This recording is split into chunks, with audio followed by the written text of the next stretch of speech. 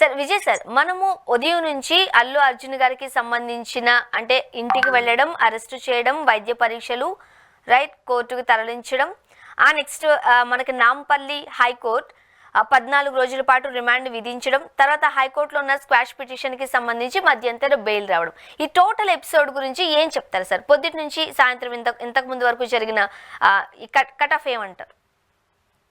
Legal aspect లో కనుక తీసుకున్నట్లయితే ఇప్పుడు ఒక తొక్కిసలాటలో ఒక మహిళ చనిపోవడం, Yes. దానికి డెత్ ఆఫ్ కాజ్ కి అల్లు అర్జున్ బాధ్యుడు అని చెప్పని అంటే ఆయన కుటుంబ సభ్యులతోనో కో స్టార్స్ తోనో సినిమాకి వచ్చాడు.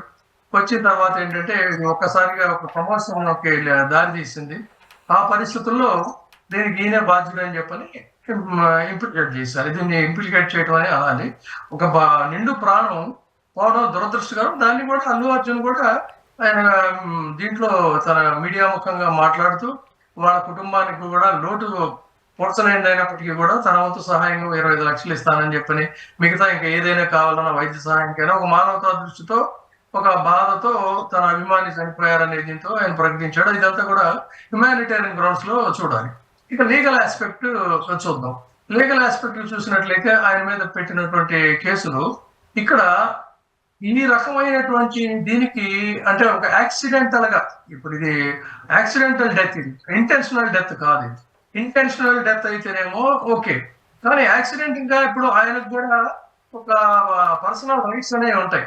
ఆ పర్సనల్ రైట్స్ ప్రకారంగా తను కూడా సినిమాకి వెళ్ళేటువంటి అవకాశం ఉంటుంది, సినిమా చూసేటువంటి అవకాశం ఉంటుంది.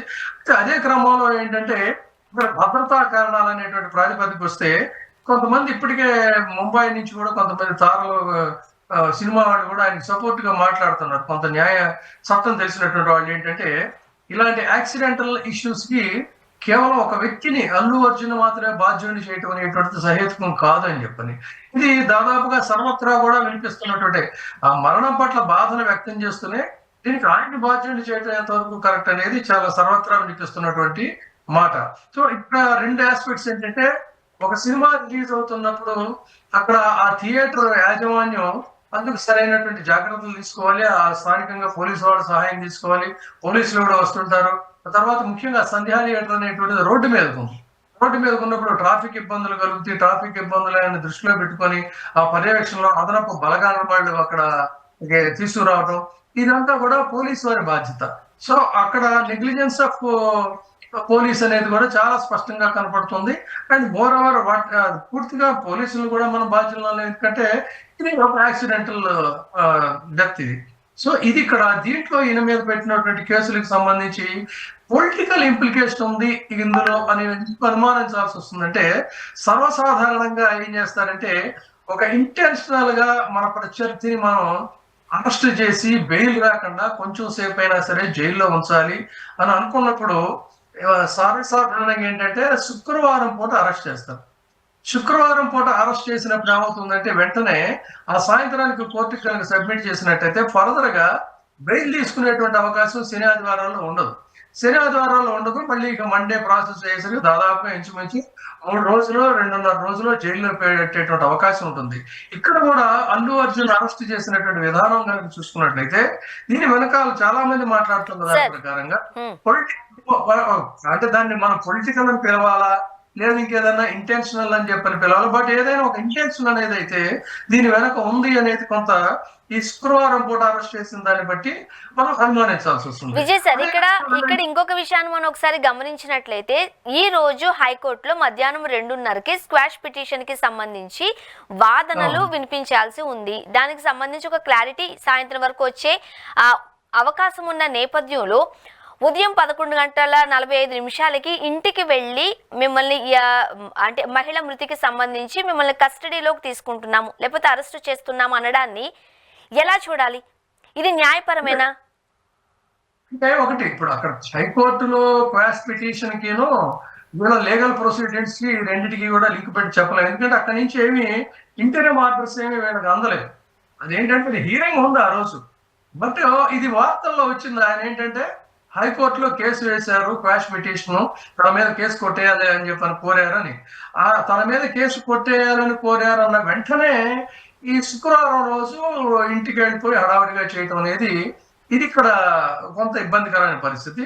ఇది లీగల్ ఆస్పెక్ట్ లో తీసుకున్నట్లయితే ఏంటంటే ఆయన మీద పెట్టినటువంటి కేసులు కూడా ఇక్కడ ఇంపార్టెంట్ గా 105 తీసుకుందాం. రైట్.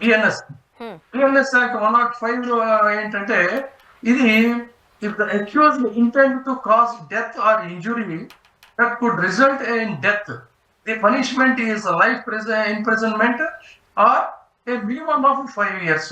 ఇక్కడ గమనించాల్సింది ఏంటంటే తను ఇంటెన్షనల్ గా చేశాడు, అది punishment for culpable homicide not amounting murder or is imprisonment for the life term of 5 years minimum. ఎందుకంటే ఇక్కడ ఇంటెన్షన్ కనిపించట్లా, ఆ జరిగిన సంఘటన ఒక మరణానికి కారణమైందే తప్ప అది అక్కడ దాన్ని 302 అని చెప్పడానికి వీల్లేదు.